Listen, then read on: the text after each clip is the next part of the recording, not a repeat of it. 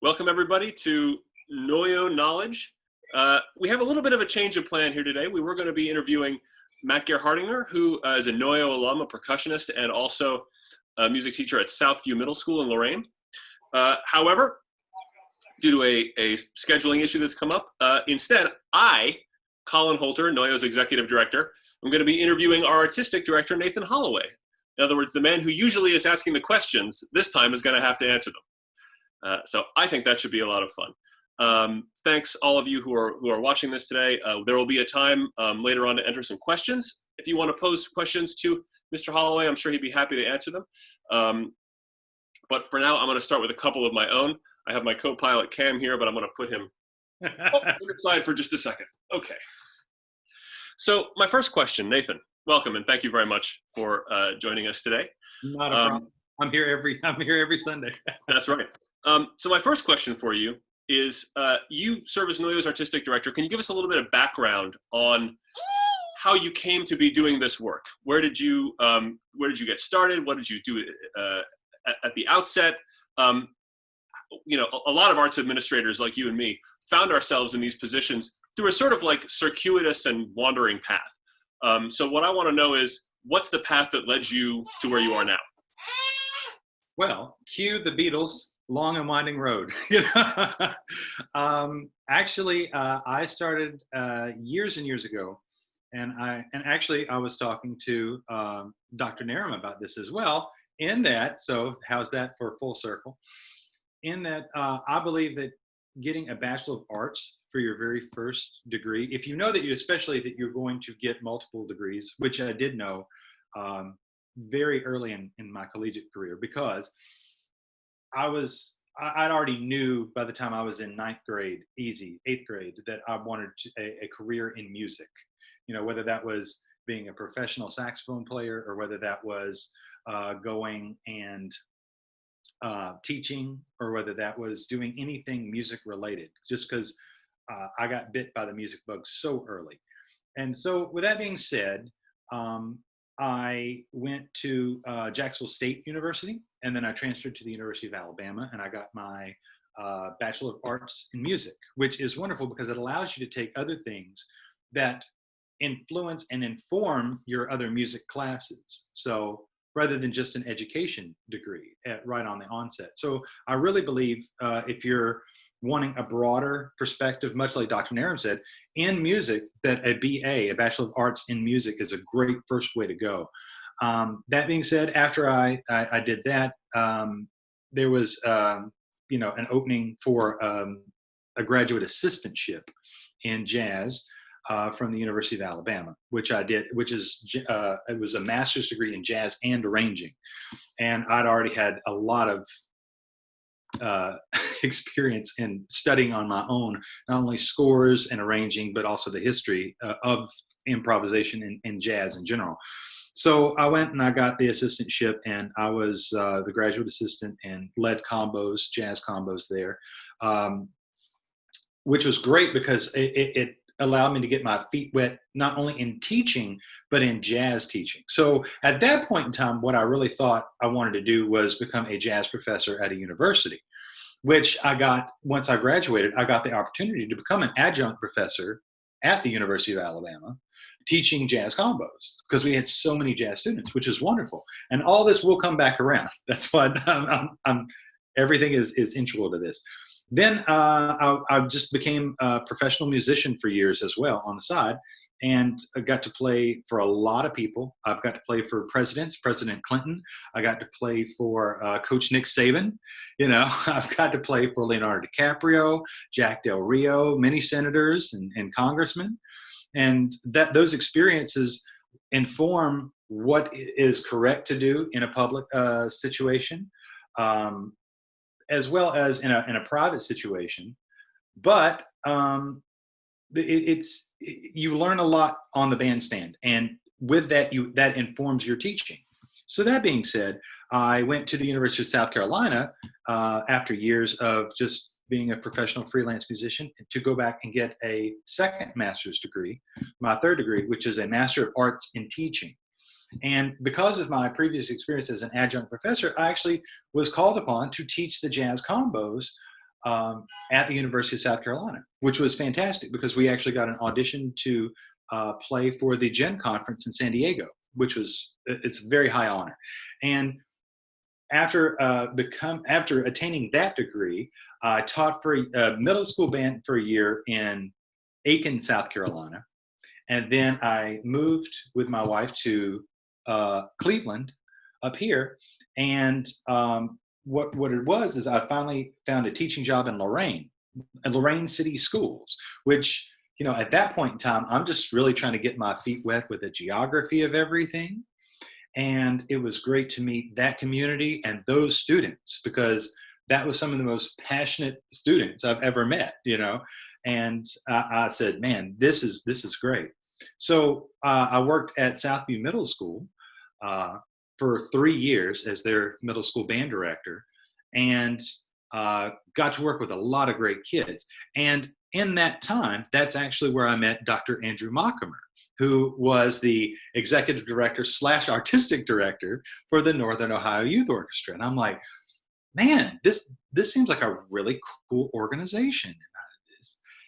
What else do y'all do? And then he started telling me, and then he came and he talked with my kids, and I talked with him, and we forged a great relationship. And it was also during that time that I actually went to the Out Lab and played with you, Dr. Holter, so over at the Bop Stop. And anyway, so, you know, I forged a good relationship with you too. And then I got called to come and help NOYO summer camps, teaching some jazz elements to those kids. And so finally the opportunity arose to help not only my Lorraine kids, but to help them in a different way, as well as all these other kids from different school districts. And that always means a lot to me, because if there's a way to help all types of kids from every walk of life in whatever musical way possible, that's what I'm for.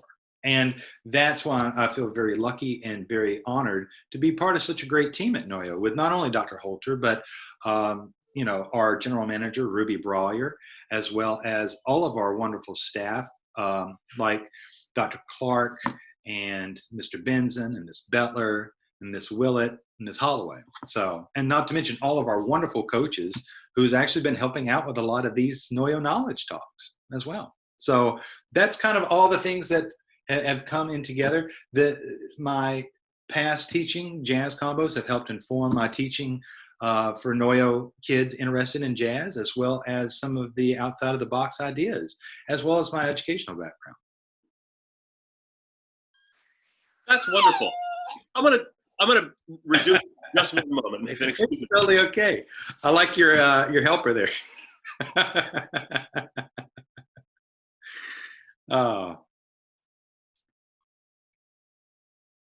By the way, if anybody has any questions, feel free to, you can chat questions in real time on the bottom and type them in, and we'll try our best to answer them in real time.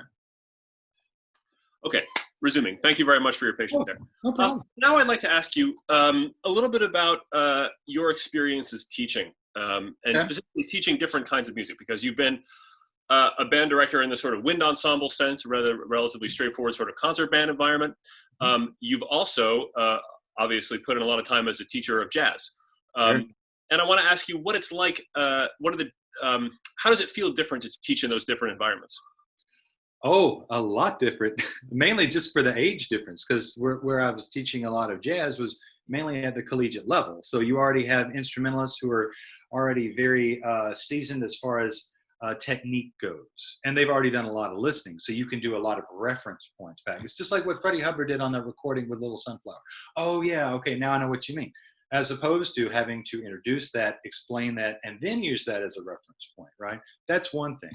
Another thing is just a stylistic difference with jazz teaching.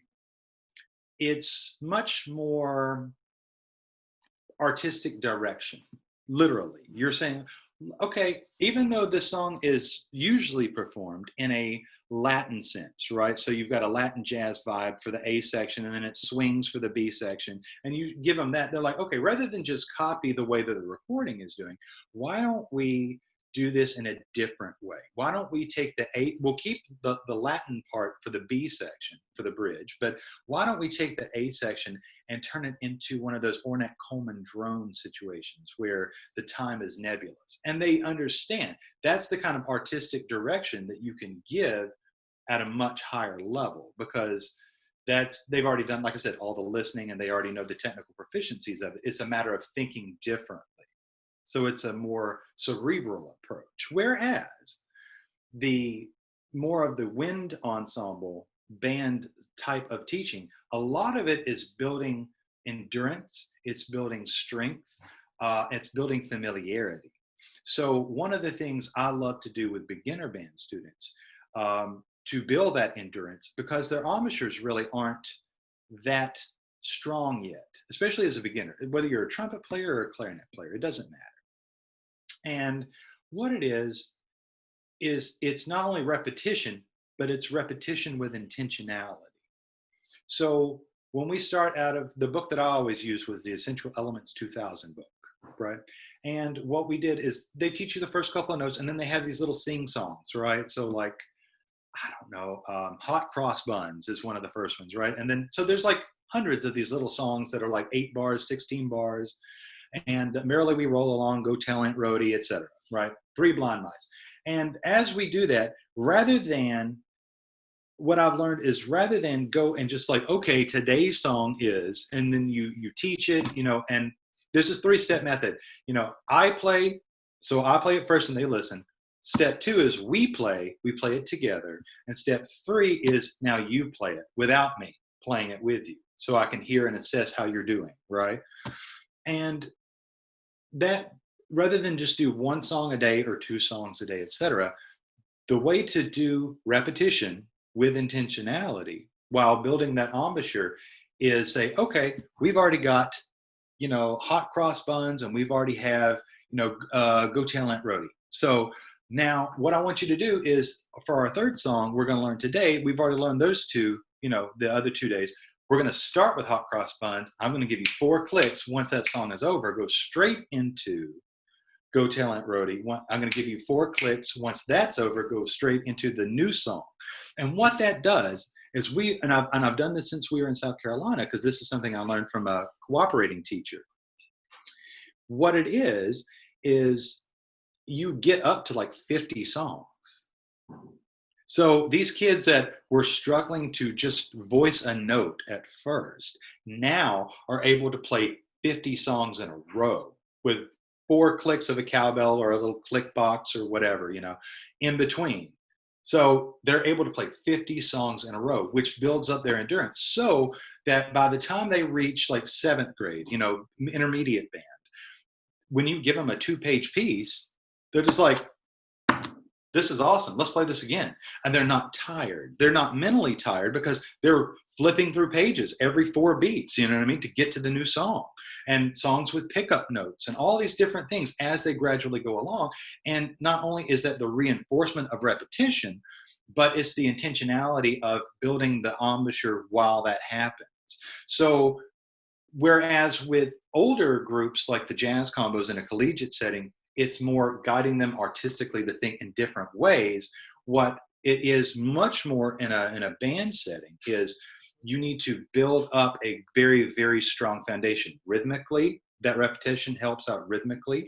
That repetition helps out the kid who's not sure if they're getting that F sharp right, you know, or is it F natural? I'm not sure. Well, the 100th time you play it, right, it gets a lot more definitive, like, oh, that's definitely that way, because all my friends are now playing it that way. So there's that, you're not calling anybody out, you're not embarrassing anybody, and that helps as well as getting that muscle in the embouchure through repetition, and it only yields really good results in the future as well.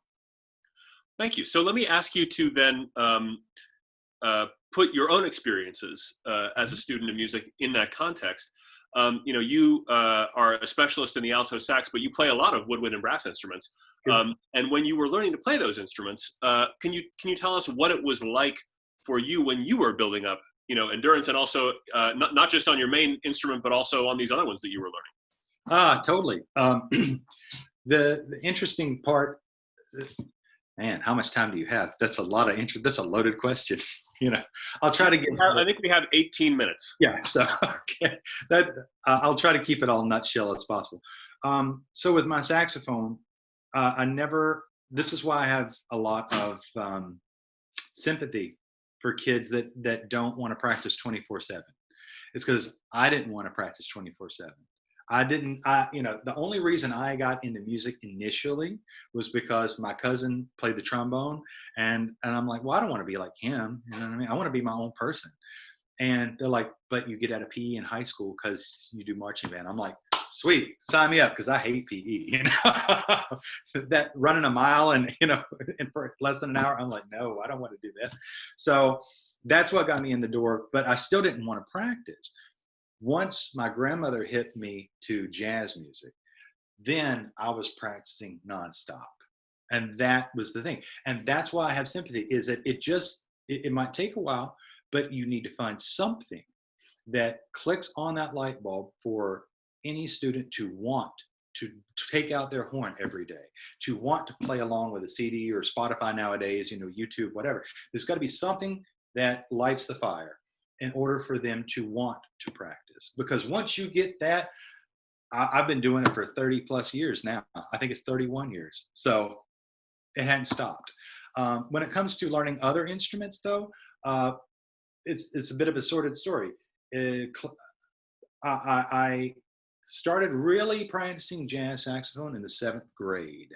So a long time ago, back when dinosaurs roamed the earth. But by the end of that year, I was also, my grandmother got me very hip to big bands. That's where I started. So I was listening to Glenn Miller and Benny Goodman and Duke Ellington and Count Basie and all these big bands that had a feature of clarinets. So I'm like, oh, I want to play clarinet. Forget the saxophone. I want to play clarinet. So they were able to find like a used clarinet back, when you had the newspapers that you opened up and there was the classifieds, clarinet, $75, right? So my grandmother found a clarinet, and luckily it was an intermediate clarinet. It was real wood. It wasn't plastic, you know what I mean? And that's all I practiced. But what was interesting is that I noticed that the fingerings were relatively the same, just different names, different letter names. So that was like a big puzzle to me. And I was always into detectives and like choose your own adventure books. And so to me, it's like, okay, I'm starting to see the correlations here. So that's what happened with that. I didn't get hip to the flute until probably senior year of high school. That's when I started, because in our jazz band, we were traveling down to New Orleans and Phoenix, Arizona and stuff. And there was just charts that you had to play flute, soprano sax, clarinet, and alto sax. So it was like a pit band. Like we were playing really hard charts. That being said, I was never really good at flute. And it wasn't actually until I went to the University of South Carolina here recently for my last degree that the saxophone instructor was also a flautist. And he was a really, really good flautist. His name was Bryson Borgstead. And he played in the Army band. So, and he said, well, it's all about your mentality. He was a really soft-spoken guy. He said, you just have to like picture this, visualize this, work on this with your embouchure. And he really gave me a lot of great pointers that I never had. So once that all clicked, I love playing the flute. And I practice flute probably more than I practice saxophone now, just to keep those chops up, As far as brass instruments, my buddies always played trumpets and stuff like that. And my senior year of high school, I'm like, well, I want to play trumpet for the marching band. I literally want to see what the buzz is about. No pun intended, So, and just to have that experience of just parking and blowing, your brains out of how loud you can play on a trumpet with a marching band of 490 something is an amazing experience. And so I get what now through that experience, why so many brass people love DCI and drum corps and marching band. And as a woodwind player, I never got it. But once you actually walk a mile in their shoes, you do get it. And that has done nothing but help me as an educator to understand the ins and outs of brass playing, from trombone to trumpet. And so I kind of taught myself. And luckily, those fingerings translate, even though there's 3, it's like the bottom hand of a saxophone. So everything is like a puzzle piece, and it works out. So yeah, so that's the nutshell version of the different instruments. So then let me ask you this, and this question is similar to, but not the same as the Okay. important question that we ask that you ask at the end of all of these interviews. Oh, no. But for now, here's a related question, which is, if you were growing up in Northeast Ohio, and if you were like a 13 or 14-year-old musician in Northeast Ohio now, Okay. what would you, adult Nathan, recommend that young Nathan get into? What opportunities would you recommend they look for? Where would you recommend they go shopping for instruments? Who would you recommend they meet? Where would you recommend they go to concerts? Like how would you acquaint your sort of like middle school age music self with the scene here? And this is a thinly disguised way of asking, what recommendations would you give to like NOYO musicians who are maybe in middle school now, considering some of the same things that you were considering when you were their age? Right. Well, I mean, I'm not going to lie. I really viewed when I was at first, I mean, this is a tale of two Nathans, so to speak, right? At first, I really just viewed something as music that was fun because my friends were there. And so I get that social aspect of it. I think once the music bug bites you, then it becomes a different quest. Then it's like, how can I get better? How can I sound like those heroes or those musicians that have become my newly found heroes on record, so that's a tale of two different things. So if I were a 13-year-old in today's setting in Northeast Ohio, one of the first things I would honestly do is, as far as where to find instruments and who to talk to, I would definitely say that the two best places to go are obviously Skyline Music and Reading Music, right? Those are two very reliable places. But the difference is that with Skyline Music, you have Dan Veda, who we interviewed on one of these NOYO Knowledge Talks. And Dan is an incredible saxophone and pianist. He's a saxophonist and pianist. So, and he has quite the ear for tons of recordings. This guy is a walking like encyclopedia or Wikipedia, of musicians and who to check out. And if you want to learn, then you need to go to that teacher. And well, this teacher teaches for us here, and we can get you set up with lessons. And oh, well, that's not the instrument if you're looking for that Coltrane kind of sound, then you need to try this mouthpiece and those kind of reeds, and that'll get you out. He's very knowledgeable about all of that, which is one of the reasons I really was excited to interview him. So I would definitely say that people should, and it's an old school way of doing things, but you used to go to record stores and you used to just hang out at the counter and talk to the guys who worked at the record stores to find out about new bands and stuff like that. Dan Veda is still that guy when it comes to instruments and knowing a lot of teachers and a lot of styles of music. You would be hard pressed to pull up a name or a record or a style of music that he hasn't heard, or he can't give insight into you expounding upon that, which is great. Also, what would I do? Honestly, where would I go was one of your questions, I believe, right? If I were a 13-year-old, I would be begging any parent or guardian of mine, because I could not get in the door if I was 13 years old, but I would be begging any parent or guardian of mine to take me to Nighttown every time that there was anybody who was playing, and because that's what you need to know. If you're growing up as a 13-year-old in Northeast Ohio and you were interested in jazz the way I was and music on a serious level, you need to know that Joe Lovano is one of the living legends of the saxophone, and he's from Cleveland, Ohio. And even though he lives in upstate New York, he still comes home and he still plays at Nighttown with his brother who plays drums, and Kenny Davis and all these great musicians. Bobby Ferrazzo on guitar, the professor of jazz over at Oberlin, right, was in his band when I saw him at Nighttown. And don't be afraid to ask questions. Like, ask your mom and dad or your guardian, like, hey, can I go up and talk? Will you come up so I can go and talk to them and just say, hey, I'm 13 years old. I play the saxophone. I love music. I love jazz. And just ask. Don't be afraid to ask any questions. Say, do you have any advice for me? And they're probably going to say, keep practicing, kids, but that's okay. That's the great part about it. What would I do as far as that goes? Actually, this just popped in my brain. since we are in a pandemic kind of situation right now, I will say this: starting last night, great venues like the Village Vanguard, probably the mecca of jazz in New York, they started streaming concerts last night, and you can go and watch a full set for $7. You, from your TV or your laptop or whatever, your phone, you can watch real jazz in real time from the Village Vanguard for $7. So just go to villagevanguard.com and they'll have a portal. So that's one thing I'd be doing, it because you wouldn't have to bring your folks, right?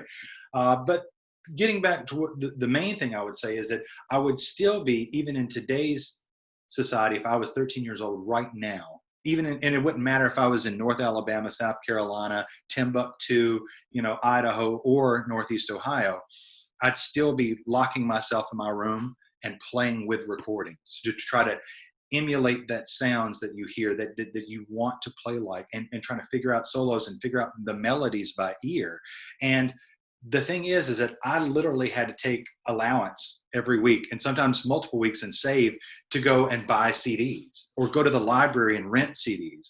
Now you have Spotify, you have YouTube, you have Apple Music, you have an abundance of everything you need right at your fingertips. I mean, we have computers in our pockets. So I did not have that luxury. So I would say that I would probably be locking myself in my room for even longer and finding out more music and trying to figure that out, because it's just about hard work when it comes to really, crafting a sound, a style, just becoming a better musician. It just takes time. I mean, nobody goes into the gym and lifts 500 pounds deadlift, right away. So you have to work up to 500 pounds. And that's where you just lock yourself in your room and you just keep on working at it. Yeah, you mentioned sorry, just a quick callback to what you said before. You mentioned streaming as an opportunity to catch a lot of great music now that otherwise wouldn't be available. I think the Bop Stop, which is a West Side Cleveland Jazz Club, it is also now streaming enabled. So they're going to be streaming a lot of concerts too. That's a great resource to check out. Yeah, as well. Shout out to Gabe. We love the Bop Stop. Yeah, Gabe. Absolutely. Check out the Bop Stop online and in any of the club. So yeah, definitely. So I want to return to the topic of recordings that you heard that had a particularly strong impact on you. And I want to ask you to talk just briefly about two recordings in particular. I want you to identify one from early on in your life listening to jazz that really made an impression on you. Okay. And then also the most recent recording that you heard that really made an impression on you. And that could be a newly released thing, or it could be an old thing that you just recently heard. Okay. But yeah, so those are the two albums that I want to get your take on. Is what was it that and you may return to one of the ones like Duke Ellington record or something that you mentioned earlier, and then also something that's that just to sort of demonstrate that like even grown-ups like us still hear things and are inspired by them, and that's still a great sort of mind-opening occasion, even though we're not still at the sort of impressionable age that we were when we first got into this business. Right. No, music can still move you. That's for sure. Wow, what a heavy question. Because, as well as most people who know me, like my album collection is extensive because I can't get rid of any album, for love nor money.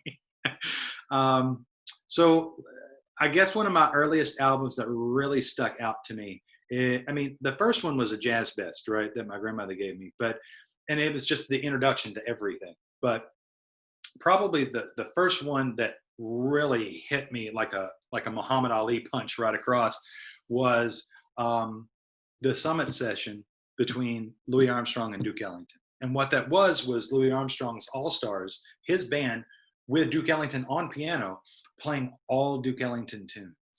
So you had Louis singing and playing that great trumpet, with that bullfrog voice, but he was doing nothing but Ellington songs. So that opened my ears to Ellington as the composer, Ellington as a soloist on the piano, not just a great band leader, and then all the different things that Louis Armstrong could do, because I'm just like, wow, this is like, like the greatest of the greatest jammed together. So that's that would be one of my earliest recordings that really said, man, like I gotta figure out every note to this album, you know. And then just try to emulate it the best I can, whether that's Barney Bigard's clarinet, Trummy Young's trombone, Louis Armstrong's trumpet, or just the cool solos that Duke Ellington was playing with these guys. Yeah, and it just hit me to a lot of great Duke Ellington songs, like Don't Mean a Thing If It Ain't Got That Swing, The Mooch, all those great songs, Black and Tan Fantasy. And then I guess one of the more recent things that I'm trying to really think, because, you know, what I've been doing during this pandemic since March 13th is I intentionally will listen to one album every day, uninterrupted, no matter what. It could be at 11 o'clock at night. It could be at 9 in the morning.